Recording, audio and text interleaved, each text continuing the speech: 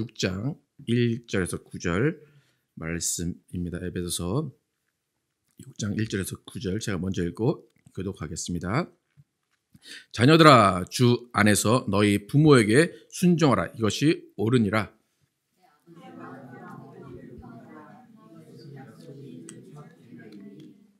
이로써 내가 잘되고 땅에서 장수하리라.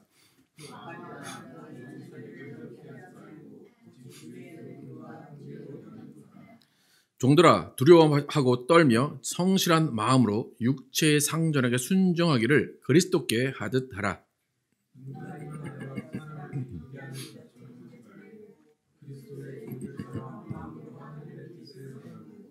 기쁜 마음으로 섬기기를 주께 하듯 하고 사람들에게 하듯 하지 말라.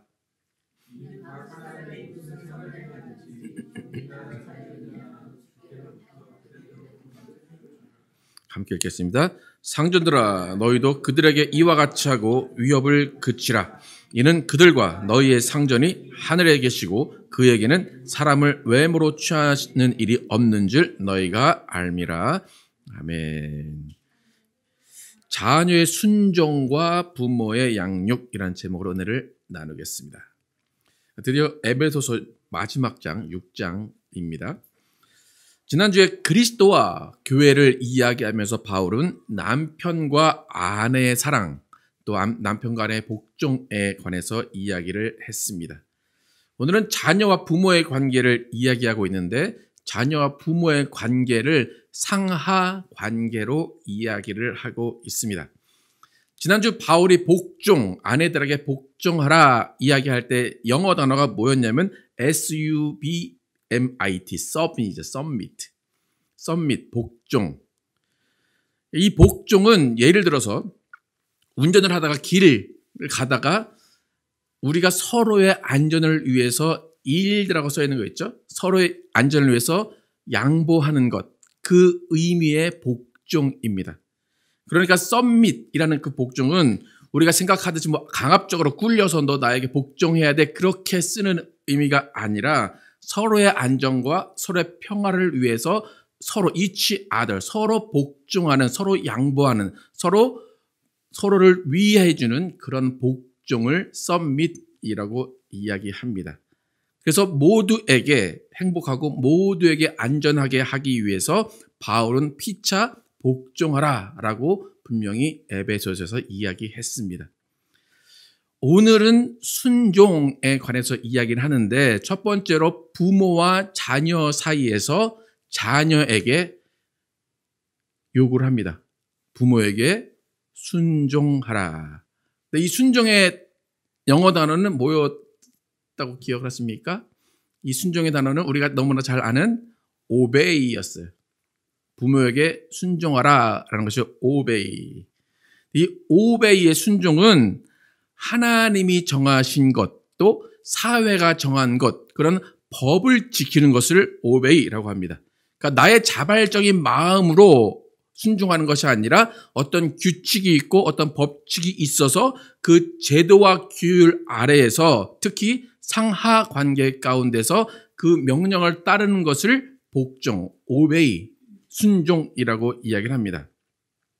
그럼 부대나 회사 상사가 이 일을 처리하십시오 라는 지침이 내려오면 나는 딱히 하고자 하는 마음이 없어도 따라해야 하는 것, 그것이 순종입니다.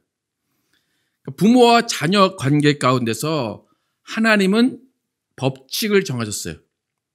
자녀는 부모에게 순종해야 한다라는 것은 법칙이에요. 그러니까 무슨 말이냐면 자녀는 부모를 상사대하듯 해야 된다라는 것이 성경에서 정하신 하나님의 법칙입니다. 그러니까 자녀가 순종하는 데는 부모의 옳고 그름이 상관없습니다. 부모의 능력과 상관없습니다. 물이 위에서 아래로 흐르는 것이 법칙이듯이 하나님은 자녀가 부모에게 순종하는 것을 법칙으로 정해 놓으셨습니다. 오늘 2절 함께 읽어보겠습니다. 시작. 내 아버지와 어머니를 공경하라. 이것은 약속이 있는 첫 계명이니. 그렇죠? 계명이라고 나옵니다. 법칙이에요. 근데 이 법칙은 이 바울이 정한 것도 아니고 하나님이 출애굽기에서 십계명을 주실 때 이 법칙을 하나님께서 세우셨습니다. 출애굽기 20장 12절 함께 읽어보겠습니다. 시작. 내 부모를 공경하라. 그리하면 너의 하나님 나 여호와가 내게 준 땅에서 내 생명이 길리라. 십계명이 10개인데 내 앞에 4개는 신에 관한 하나님에 관한 계명이고 5번째부터는 사람에 관한 계명입니다. 근데 사람에 관한 계명 첫 번째가 부모에게 공경하라. 근데 부모 공경을 하라. 그 다음에 하나님이 그 부모에게 공경하는 자녀에게는 일이 잘 되고 땅에서 장수하게 하시겠다라는 약속을 해주십니다. 자녀가 부모에게 순종하는 것은 법칙입니다. 법을 어기면 어떻게 됩니까? 보응이 따릅니다. 그러니까 하나님은 법을 어기는 자에게 반드시 보응을 하시는 분이시고 또 법을 지키는 자에게 반드시 보상을 하시는 분이십니다. 그러니까 부모가 자녀에게 순종하는 것은 계명이에요. 반드시 따라야 돼요. 자녀 입장에서는 억울할 수도 있어요. 억울한 것을 부모가 요구할 수도 있기 때문에 그것까지 순종해야 되나라고 하지만 순종해야 됩니다. 형과 동생 사이에서 싸움이 자주 일어나는데 형이 아우를 이렇게 때립니다. 그리고 아우가 억울해하고 울고 있어요. 그러면 그 형이 아우에게 하는 말이 뭔지 아십니까? 아우가 대들지도 못해요. 형이 아우에게 뭐라고 하냐면 그렇게 억울하면 네가 먼저 태어나지 그랬냐? 그죠? 그게 법칙이에요. 상사가 부하 직원에게 이야기를 하면 부하 직원은 들어야 될 수밖에 없는 것이 순종의 법칙입니다. 그러니까 성경은 수도 없이 이 법칙을 이야기합니다. 대표적인 것이 장자의 법칙입니다. 둘째, 셋째가 아무리 잘나도 장남이 아무리 못나도 그 부모의 모든 것들은 장자에게 가게 되어 있습니다. 마찬가지로 부모와 자녀의 관계도 세상에서 무슨 관계라고 이야기합니까? 천륜이라고 이야기를 합니다. 아무리 극악한 범죄자인 아빠라도 그 사람을 아빠라고 부르지 않을 수 없어요. 평생 그 사람은 아빠가 될 수밖에 없습니다. 하나님께서 요구하시는 자녀의 순종, 그것은 자녀가 부모를 용납하고 이해하고 고맙고 감사해서 하는 순종이 아니라 법을 지키듯 무조건 마음에 없어도 해야 되는 순종입니다. 부모가 어린 자녀들에게 자라고 하고 먹으라 합니다. 그러면 어린 아이들은 엄마가 자랄 때 자야 되고 엄마가 먹으랄 때 먹어야 됩니다. 일찍 들어오라면 일찍 들어와야 됩니다. 공부하라고 하면 공부해야 됩니다. 공부하는 신용만 해도 그것은 순종이 되는데 무조건 순종해야 됩니다. 자녀들이 없는 것 같은데 자녀의 입장 그죠? 고등학교, 중학교 학생들이 들으면 억울할 텐데 그게 순종입니다. 그러니까 자녀 입장에서는 답답할 수 있어요. 합리적이지 않을 수 있어요. 이해가 안 갈 수도 있어요. 왜 그런가 하면 부모는 항상 맞는 게 아니니까. 부모는 항상 옳은 말만 하는 게 아니니까. 오히려 부모 말을 들으면 시간 낭비일 수 있고 체력 낭비일 수 있을 때가 많으니까 아이들은 합리적이지 않아. 난 그 말을 안 들어도 돼 라고 생각할지 모르지만 성경적인 법칙에서는 그런 예는 없다는 겁니다. 그래서 자녀들은 일단 하라는 것은 모두 따라하는 신용이라도 하는 순종을 반드시 해야 됩니다. 그 이유는 순종은 법칙이기 때문입니다. 여러분 자녀로서 살아온 기간이 이제 여전히 자녀이신 분들도 있겠지만 자녀로 살아온 그 기간이 이제 어느 정도 지났는데 어떻습니까? 여러분 자녀로 살기 쉽겠습니까? 어렵겠습니까? 어떻겠습니까? 여러분 자녀로서의 이 법칙 잘 지키며 사셨습니까? 잘 지키면서 사셨습니까? 이렇게 자녀로서 이렇게 좀 억울할 수도 있고 합리적이지 않을 수도 있는 이 법칙을 하나님께서 그냥 주신 것이 아니라 그 다음에 보상을 약속하셨습니다. 어떻게 자녀들에게 보상하신다고 약속하셨는지 3절을 읽어보겠습니다. 3절 시작. 이로써 내가 잘되고 땅에서 장수하리라. 순종을 하면 잘되고 땅에서 장수하리라. 영어 성경에 보면 go well 그리고 enjoy long life라고 이야기합니다. 잘된다. go well의 범위가 좀 넓긴 해요. 그죠? 잘된다에는 모든 게 포함되겠죠. 돈도 잘 벌고 취직도 잘하고 모든 일이 잘 풀린다라는 의미가 있겠죠. 여러분의 인생 go well 잘 되고 있습니까? 여러분의 인생 enjoy long life 하고 계십니까? 성경에서 go well, enjoy long life 이것을 보장하는 것은 뭐밖에 없다고요? 부모에게 순종하는 것입니다. 그러니까 여러분의 인생을 돌아보시면 돼요. 내가 go well인가? 그러면 어느 정도 내가 부모에게 순종한 것 같구나. enjoy long life 내가 하고 있나? 그러면 어느 정도 내가 부모에게 순종했구나 라고 생각을 하시면 됩니다.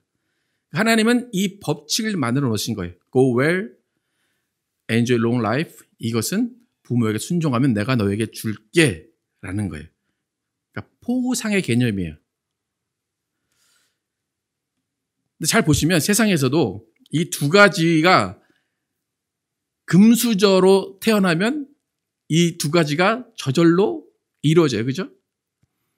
우리 부모님이 돈이 많고 그러면 내가 잘 될 수도 있고 enjoy long life를 할 수도 있어요.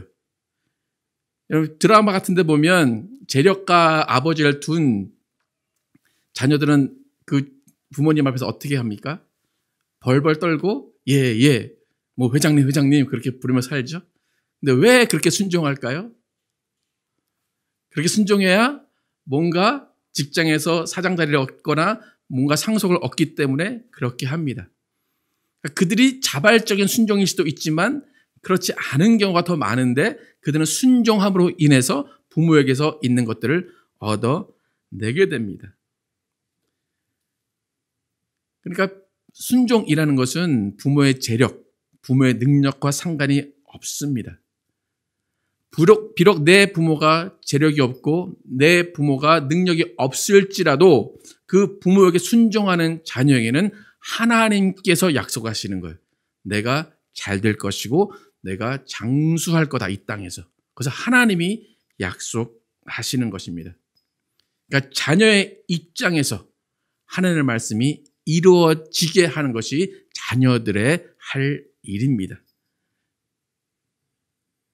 여러분의 자녀들에게 이제 해줄 말씀이 좀 있습니까? 어떻습니까? 여러분 자녀들에게 너 나에게 순종해라 그렇게 얘기할 수 있겠습니까? 그럼 담대함이 있으십니까? 너 나에게 순종해. 그럼 하나님이 너 잘되게 하시고 너 장수하게 하신대. 여러분 이 말씀이 믿어지십니까? 어떻습니까? 부모를 공경하고 순종하는 것은 사실 자녀들을 위한 거예요. 부모를 위한 게 아니라 자녀들을 위한 것이라고 하나님은 분명히 말씀하십니다. 그래서 하나님이 약속하신 이 말씀, 잘됨과 장수의 복이 또 우리가 자녀들 입장에서 지켰어야 하고 또 우리 자녀들이 앞으로 지켜야 될 하나님의 법칙이고 약속입니다. 두 번째로 부모와 자녀 관계에서 부모는 자녀를 노엽게 하지 말라라고 가르칩니다. 오늘 4절 함께 읽어보겠습니다. 4절 시작. 또 아비들아 너희 자녀를 노엽게 하지 말고 오직 주의 교훈과 훈계로 양육하라. 여기는 fathers라고 나와요. 아버지들아라고 이야기하는데 자녀들에게 순종을 요구했어요. 바울이. 자녀들아 순종해라. 그런데 부모에게는 자녀를 노엽게 하지 말라라고 이야기를 합니다. 이것은 뭐냐면 자녀들이 부모에게 순종을 해야 되긴 해요. 하지만 자녀들도 판단할 수 있고 생각할 수 있다라는 것을 알려주는 겁니다. 여러분의 자녀들은 언제 여러분에게 화를 냅니까? 전혀 화내지 않습니까? 어떨 때 화를 냅니까? 그리고 여러분 자녀 입장이었을 때 언제 부모님께 화를 낸 것 같습니까? 그죠? 뭔가 받아들일 수 없을 때, 그죠? 뭔가 합리적이지 않을 때 화를 냅니다. 지금 잔소리 하신다고 그랬는데, 그러니까 부모의 가장 큰 장점은 뭐냐면 자녀보다 경험이 많다는 거예요. 그러니까 부모님들이 잔소리를 많이 하시죠. 나 잘 되라고 하는 말이에요. 그죠? 나쁜 말 한마디도 안 하세요. 다 맞는 말 하시는 거예요. 특히 아버지들은 인생에 대해서 또 사회에 대해서 자녀들에게 알려주고 싶기 때문에 그렇게 말을 많이 하십니다. 하지만 중요한 사실은 자녀에게 경험이 없다는 것은 맞아요. 근데 자녀가 경험이 없다고 해서 아무것도 모른다는 것은 아닙니다. 그럼 사실 시대가 바뀔수록 부모의 사회적인 경험이 이 아이들에게 그다지 도움이 안 될 때도 있습니다. 부모의 세대 때 적용했던 경험을 아이들에게 적용하려고 보면 아이들 세대에는 적용이 안 되는 경험도 많아지는 겁니다. 지금 시대는 오히려 어떻습니까? 부모 세대가 자녀의 경험을 배워야 되는 시대가 됐습니다.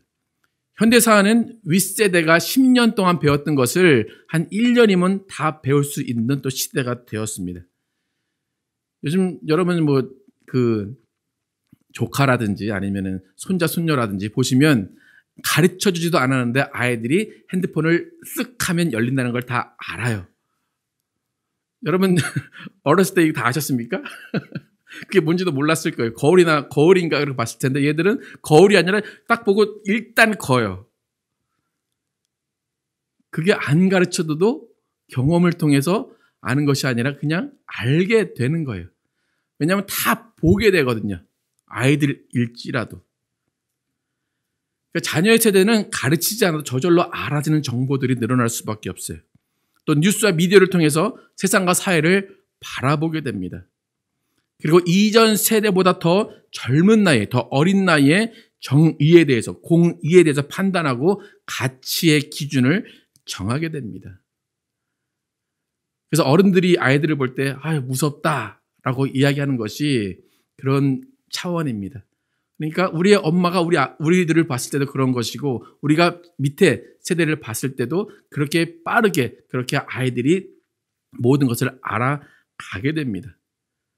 여러분 자녀들을 어렵게 하지 마라라는 것은 자녀의 길을 인도하는 것은 부모의 강압이나 요구로 억지로 되지 않는다는 겁니다. 부모의 강압이나 요구로 억지로 되지 않는다. 그럼 어떻게 해야 될까요? 포기해야 될까요?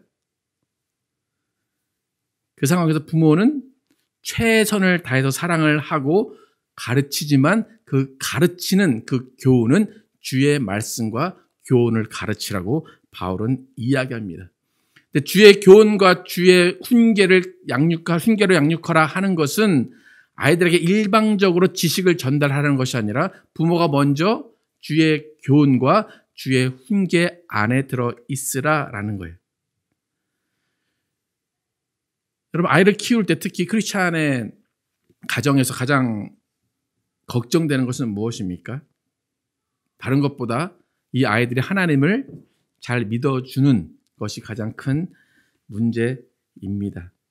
신앙적인 측면에서도 아이들이 커가면서 어떤 신앙이 맞고 어떻게 하나님을 섬기는 게 맞는 것인가 그들 나름대로의 성경적 기준을 가지고 있습니다. 그래서 어떤 반응을 일으키냐면 나는 엄마 아빠 같이 안 믿을 거야 그래요. 나는 엄마 아빠가 믿는 하나님 안 믿을 거야 라고 이야기를 합니다. 근데 그런 아이들한테 잘 들어보면 하나님을 부인하지 않아요. 하나님을 인정하긴 하지만 부모의 신앙 방식을 따라가지 않겠다라는 것입니다. 하나님은 변하지 않았어요. 말씀도 변하지 않았어요. 그런데 분명한 것은 부모 세대와 다음 세대의 하나님을 믿는 방식은 다를 수 있다는 겁니다. 우리의 윗세대 또 그 윗세대들은 하나님께 지성을 드리는 방식으로 신앙을 했습니다. 그리고 그 다음 세대는 사회적으로 공의로운 하나님을 찾는 방식으로 신앙을 했습니다. 또 그 다음 세대는 개인적인 인격적인 관계로 하나님을 찾으면서 신앙생활을 했습니다. 그리고 그 다음 세대는 또 다른 방식으로 하나님을 찾을 겁니다. 이 모든 세대가 다른 방식으로 하나님을 찾아감에도 불구하고 하나님은 모든 세대에 하나님을 나타내시고 모든 세대에 하나님의 살아계심을 드러내셨습니다. 그러니까 윗세대가 아랫세대를 보면 야 저렇게 해서 하나님을 믿겠냐? 저렇게 해서 하나님이 그를 사랑하시겠느냐? 라고 걱정하겠지만 하나님은 그런 걱정하지 말라는 겁니다. 자녀들도 어떻게 해서든 하나님이 그를 만나주시고 그들의 방식대로 하나님이 찾아가 주시겠다는 겁니다. 그렇기 때문에 주의 교훈과 훈계로 가르치는 부모의 양육이라는 것은 기본적으로 하나님의 창조 법칙을 알려주면 돼요. 진리를 알려주는 것으로 끝나는 것이지 내 신앙 방식을 요구하고 내 신앙을 닮아라 라고 하는 것은 아닙니다. 그래서 부모의 일방적인 요구, 일방적인 기대가 자녀의 노여움의 원인이 될 때가 많습니다. 여러분, 내가 먹이고 입혀줬으니까 너는 공부를 잘 해야 돼. 내가 일평생 고생했으니까 너를 키워놨으니까 내 노년은 너희들이 책임져야 돼. 라는 생각은 성경적입니까? 아닙니까? 그렇죠? 바울이 가르침을 보면 아까 전에 자녀가 부모에게 순종하면 보상이 있어요. 그죠? 너희가 자녀가 부모에게 순종하면 잘 되고 장수할 거야. 근데 부모가 자녀에게 잘해주고 키워주면 어떤 보상이 있다고 이야기합니까? 그렇죠? 왜 아무 말씀도 안 하셨을까요? 부모가 훨씬 고생하잖아요. 그죠? 적어도 18년, 20년은 키워주는데 자녀들이 부모를 계속 공경하면 그들에게는 복이 있는데 왜 부모에게는 복이 있다 아니면 보상을 하겠다라는 말이 없을까? 왜 그럴까요? 자녀는 부모의 선택에 의해서 태어났기 때문에 반대로 자녀들은 자기가 선택한 인생이 아니기 때문에 그냥 그 인생을 살게 한 부모는 그 아이를 키울 의무가 있는 거예요. 근데 여러분, 자녀가 처음 태어났을 때 생각해 보시기 바랍니다. 그때 자녀를 안고 이 아이는 하나님의 뭐라고 말씀하셨습니까? 하나님의 선물이다. 하나님의 복이다. 이야기해요. 그러니까 부모가 자녀를 키워도 어떠한 보상이나 어떠한 그 약속하지 않으신 이유는 그냥 자녀 자체가 복이고 자녀 자체가 하나님의 주신 기업이기 때문입니다.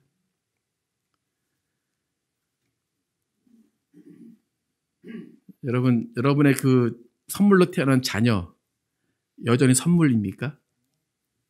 여전히 여러분의 기업입니까? 그걸로 만족하는 거예요. 그죠?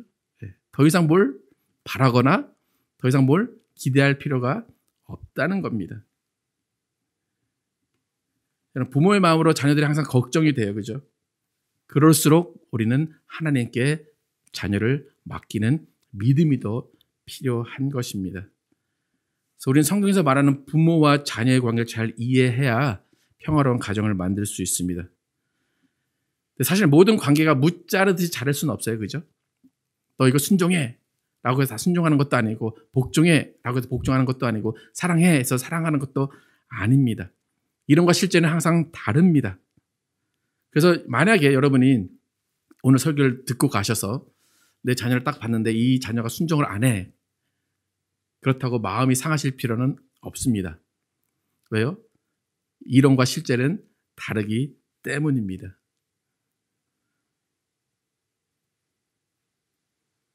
여러분 자녀에게 노엽게 하지 말라고 하는데 여러분 노엽게 자주 하죠, 그죠? 네. 그래도 됩니다.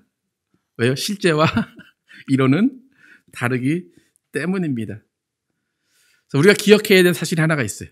하나님의 법칙은 영원히 변하지 않아요. 그리고 그 영원히 변하지 않는 법칙 안에서 우리의 선택에 의해서 우리가 한 행위에 대해서 반드시 보응하시는 분이에요. 이거는 변하지 않아요. 그래서 우리의 인생은 후회의 연속이라고 이야기합니다. 인간의 선택에 의해서 그 스스로가 겪어야 하는 일이 있기 때문입니다. 여러분, 자녀로서 순종을 못했구나라고 생각할 수도 있습니다. 또 부모로서 내가 자녀를 노엽게 했구나라고 생각할 수 있어요. 이 모든 것이 후회가 될 수 있어요. 그런데 더욱 중요한 것은 그 모든 과정, 모든 행동들이 하나님께서는 인생의 일부라고 이야기하십니다. 민수기 23장 19절 함께 보도록 하겠습니다. 시작. 하나님은 사람이 아니시니 거짓말을 하지 않으시고 인생이 아니시니 후회가 없으시도다. 어찌 그 말씀하신 바를 행하지 않으시며 하신 말씀을 실행하지 않으시랴. 하나님 모든 것을 완벽하게 실행하시고 완벽하게 이행하세요. 그래서 아까 전에 말씀하신 것대로 분명히 자녀들이 부모에게 순종하면 잘 되고 장수해요. 바꿔 말하면 잘 보시면 하나님은 사람이 아니다 그러죠. 하나님은 인생이 아니다 그래요. 그래서 인생이 아니시기 때문에 후회가 없으시다 그래요. 그리고 인생은 어떻다는 거예요? 후회가 있다는 거예요, 없다는 거예요? 있어요. 그게 인생이라는 겁니다. 사람은 후회하면서 살게 되는 것이고 후회는 인생의 일부라는 거예요. 여러분이 대부분 자녀로서 순종하지 못했다, 인생을 살지 못했다라고 후회할 수도 있지만 하나님께서는 그 분량의 법칙대로 보응하셨지만 그 안에서 하나님은 각자에게 주시는 go well, 또 enjoy long life를 살게 하셨습니다.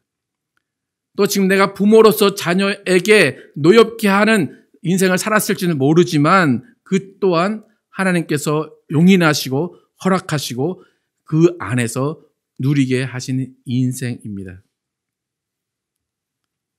여러분, 우리는 완벽한 인생을 살 수 없습니다. 또 모두가 다른 인생을 살기 때문에 비교하거나 평가할 수 없습니다. 여러분이 사랑하는 오늘의 인생, 오늘 하루 하나님의 작품이고 사랑의 열매임을 인정하시기를 축복합니다. 하나님 우리를 지으시고 어떻게 살지 관망하시는 분이 아니라 푸른 초장으로 인도하시면서 쉴만한 물가로 인도하시는 분이십니다. 여러분, 자녀로서 부모로서 잘 살고 계시다는 것을 인정하시기를 축복합니다. 하나님의 모든 것을 다 아시고 그 안에서 좋은 길로 인도하고 계심을 믿으시기를 축복합니다. 그래서 우리의 모든 관계는 복종에 들어있고 순종 안에 들어있습니다. 그 안에서 오히려 실수하고 모자란 것 투성이임을 인정하면 그 안에서 모든 것을 감쌀 수 있고 모든 것을 이해할 수 있고 모든 것을 잊어버려주고 넘어갈 수 있습니다. 그래서 우리 모두는 하나님과의 관계 가운데 또 사람의 관계 가운데 하나님의 뜻을 헤아리고 인생이 주시는 그 순간순간에 주시는 기쁨, 순간순간에 주시는 행복으로 말미암아서 하나님의 나라에서 모든 것이 온전해질 것을 소망하며 하나님을 기대하며 살아가시는 여러분과 제가 되기를 예수의 이름으로 축복합니다.